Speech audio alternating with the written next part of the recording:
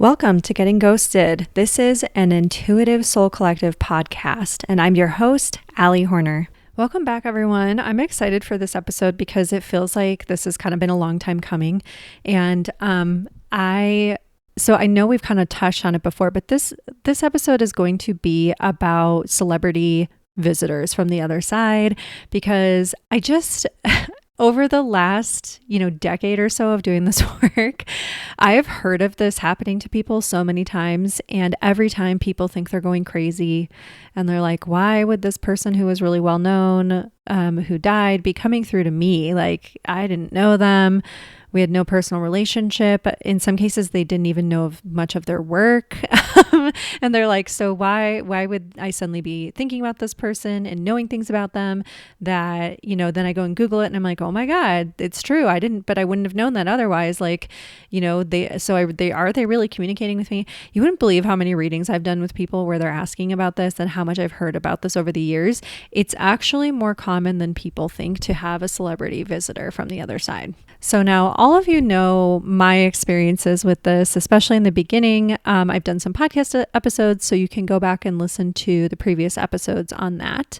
But one of the funniest things I think for me was that when I first started to go through the early stages of my awakening and I was really starting to come out of the spiritual closet with my work, I started having so I initially had contact with a couple of really well-known people on the other side. Robin Williams had come through quite a bit. He was always really silly or funny or very gentle and sincere. He really was there to comfort me when I was going through some tough things, even though I know he and I didn't know each other. He didn't have to do that. I had this knowing that he had been contacting a lot of people on Earth. And as I sort of talked about him, I would see people in my comment sections going, oh my God, I've connected with him too. And he's come through to me as well. And I didn't know other people were doing that. And it just made me feel so much better. So he had started to come through. And then I very quickly started to notice that I was having more knocks on my spiritual door. And each person from the other side was saying, can you channel me? And Princess Diana was one of the first people that I had come through where I channeled her publicly. And I was absolutely shaking when I did it. And I did a message from her really recently, so you can go back a couple episodes and see her more recent channeling. But the first one I did more publicly from her was back on Facebook. I think it was I don't even want to say how many years ago, because I don't even know at this point anymore. But I was so scared. I think a handful of people watched it live, and then people started to chime in and ask about it more afterward. They were like, what? You can talk to people like that from the other side? And I was like, I don't know. They come to me. And so I always thought that was so weird. And then I started to realize this happens to channelers sometimes. They start to get, it's really called spirit-led mediumship or spirit-led channeling. But basically people on the other side come to you and tap on your shoulder and say, I want to share my messages, or I want to talk about something. Or what happens to me a lot is I'll be watching a movie or, listening to a podcast where they mention someone who's passed who was well-known, or someone who was well-known was in the movie and they passed. So another person who used to come around a whole lot was River Phoenix. he just went about damn time. He's like, finally. So I have channeled him before for one or two of my groups a long time ago. But he was around very early in my awakening as well. And again, I was like, but why? We didn't have any contact. We didn't have any friends in common. There was no reason, no logical reason why this person would be coming through. And he was like, because it's fun, because I can help. And they always say at the end of the day, we're all intrinsically connected. And in spirit's world, there's no hierarchy. So there's no hierarchy of this person was well known on Earth in this lifetime, so they're above other people. And we don't have that hierarchical structure of better than, or there's no, in terms of their world, they also say you could have been like a fly on the wall in one lifetime and a world leader in another lifetime. So it's completely, they always say, at the end of the day, none of us is better than or above anyone else. And we're all deeply intrinsically connected in the end, essentially through cords of light. We're not even really separate. So since there's no hierarchy for them, a lot of them, even well-known, authors and musicians and scientists and all types of wonderful people will come through and will talk to you and help you. And there's massive, massive groups of them who want to come through and work with us all here. I think one of my favorite encounters as well was one day I was sitting in a Starbucks, and I used to go over to the coffee shop super early. Like I used to get up early and be there at like 5 or 5:30 because this was before I was divorced, so I knew that my husband at the time was going to need to be off to work by like 8:30, and so I would get up super early in the morning, and I was at home with my kid, and I was just doing my mediumship and my spiritual work and teaching and doing that type of stuff. So I would get up in the early wee hours, and I was a very early to bed person anyway, so I still got a full 8 hours of sleep. But I would go to Starbucks, and I would go for long walks early in the morning, and I would sit down and meditate and channel, and I would auto write for hours in the morning and do my readings and stuff. And that's when I would start to get all of these really deep messages, and I would record the stuff for my groups, and then I'd have to go back home so that my husband at the time could leave for work on time and all that. And it gave him a little bit of time with the baby in the morning, and just like having a little bit of boy time and stuff. So but that's what I had to do. Because I was home with my kiddo all day, and so he was super teeny at that point in time. Like he was a tot, like not even. And so anyhow, I was sitting in a Starbucks one morning, and I felt someone come in over on my right side, and I could feel a presence there. And I kind of looked to the side, and there was Heath Ledger. And he was like, "Hey, gorgeous," with his accent and his big smile. And I was like, hello. I mean, you have to understand, like, I was like so intimidated because I was like, "Oh, it's Heath Ledger." Like, but it was so funny. And he actually came through, and he was really uniquely funny as well, and was a great person to talk to and channel for my group. And he came through and actually helped me with a couple things. When I say they helped me with things, usually it was like they were helping me to work through something internally, or to gain new perspective on certain things, and open my mind to things that I hadn't really considered before, or to see things in a new way. And that's really like the benefit of working with them. That's something that they can do really easily. Again, at that same coffee shop, Chris Farley came through. Again, I didn't expect that to happen. I didn't have these guys on like a list of people to channel. I just let them come to me. And so they started coming to me to request, to be part of readings. Like Marilyn Monroe came through at one point, but during her channeling, I did not know this was going to happen. They always surprise me, but I jumped on to do her channeled messages, and she came through as Norma. And I was like, okay. And she had a really powerful message about authenticity and being, being the true self. She also talks a lot about body image and really like feeling good in your own skin, which I thought was a super cool message for her to bring through as well. Now, over time, the more I shared these types of experiences with my friends, and the more I got to know different people and stuff like that on the interwebs, other people started to share their channeling experiences with me. I even had someone recently who popped into my comment section who shared a really special short visit as well. And she said, "RBG came to me a few weeks after my grandmom visited me. She was pocket-sized, like maybe 10 inches. She wore all black, which I think is how she dressed when she was alive. She looked at me and said, 'Keep fighting.'" And that was it. And sometimes with these spirit encounters, that's all it is. Sometimes it's not anything bigger, more profound, or lengthy. Sometimes it's just a little bit of a word of encouragement from someone like Ruth Bader Ginsburg. One of my dear friends who does a lot of healing work and things like that, she on many occasions has spoken to Freddie Mercury and Michael Jackson. Those are her peeps that she has come through on a really regular basis as well. She used to tell me about all sorts of funny conversations that she would have with Freddie, with him commenting on things that she was watching or doing. And then one day I watched the movie Bohemian Rhapsody, and he came right in chit-chatting.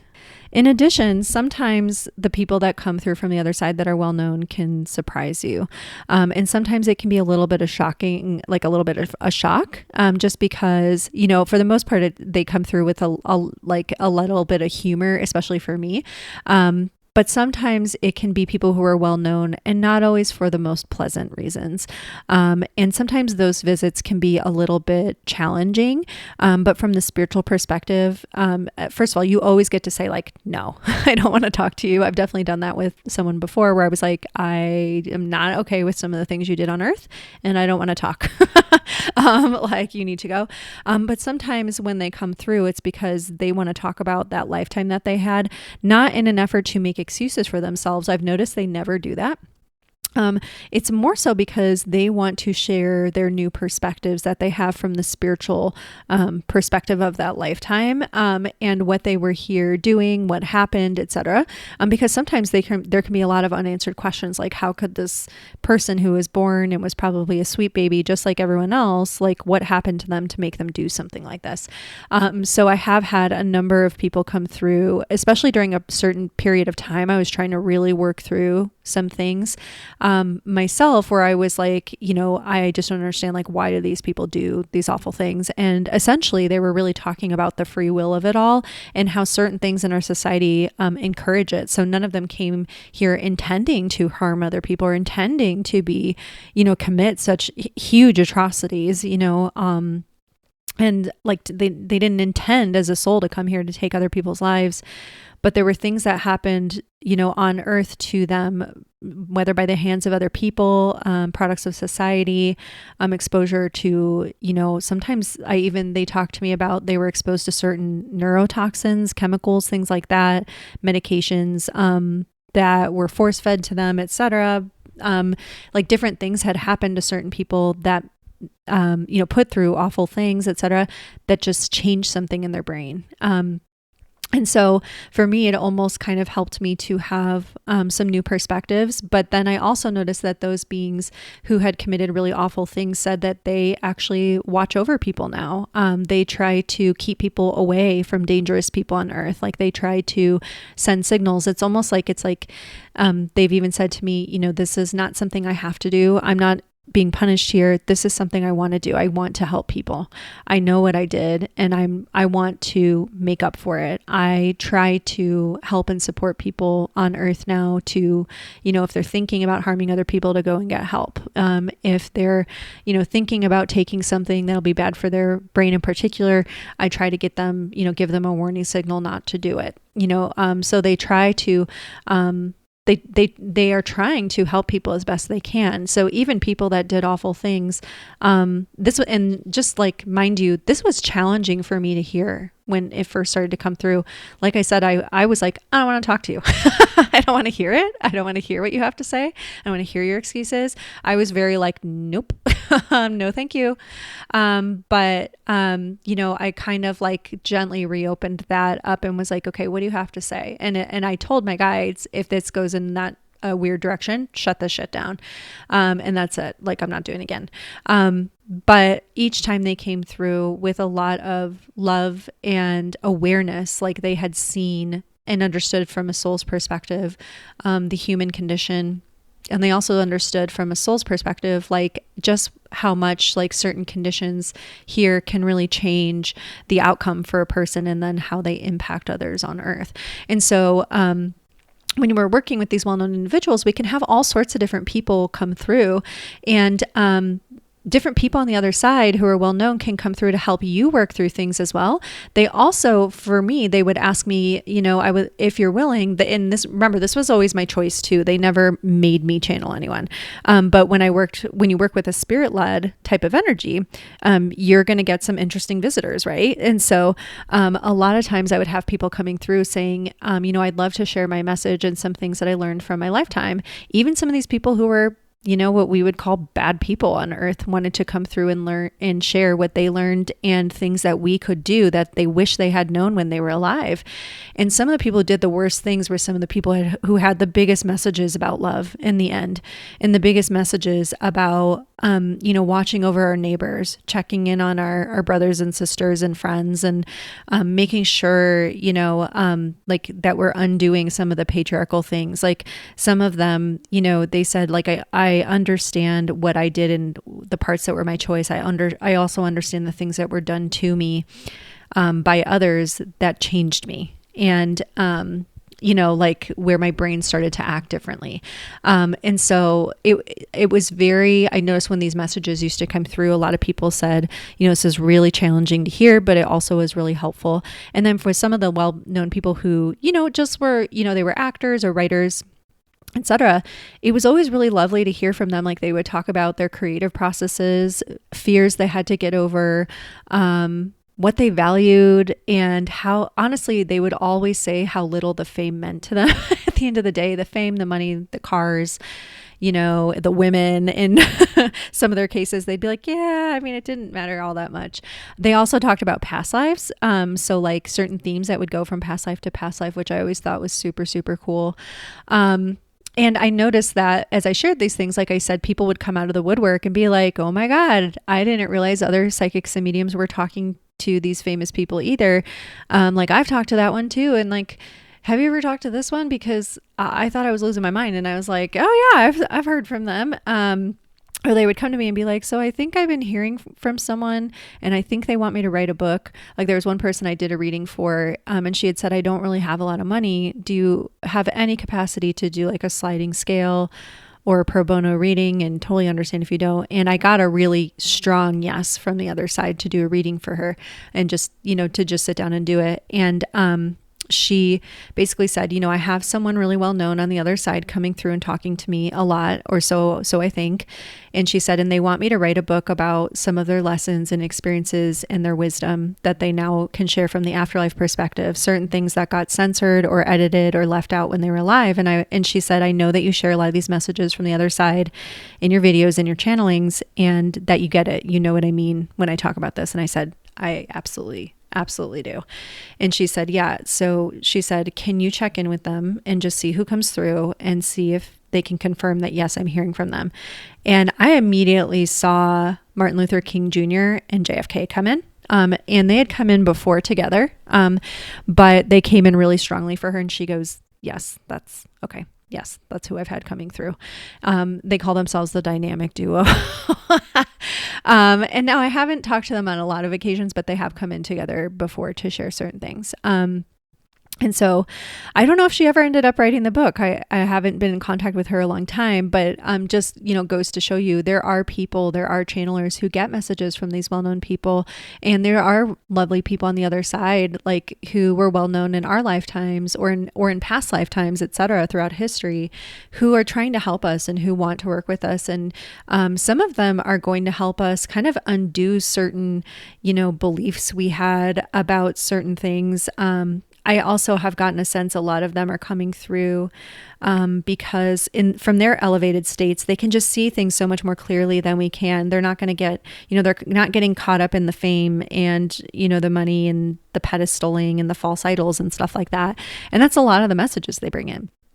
And a lot of them, again, like they love to bring in messages about, really going after your creativity, not holding back, using your voice. And really like staying true to who you are, no matter what opportunities and what things are kind of thrown at you and put in your path. So I'm curious, have you guys had any contact with anyone well-known from the afterlife? What came through? What did you experience? How did you react to it? I know I thought I was cuckoo for Cocoa Puffs at first because the first person who ever came through to me was someone really, really well known. And I was like, I must be crazy. And then I went to a medium, which I was like not trying to be a medium at this point. I just was like meditating a lot because I was just trying to deal with the anxiety I had going on. And I was like, unbeknownst to me at the time, I was going through my spiritual awakening. But so I went to a medium and said, so there's someone really well known on the other side who's been coming through to me. I feel like I'm losing my mind.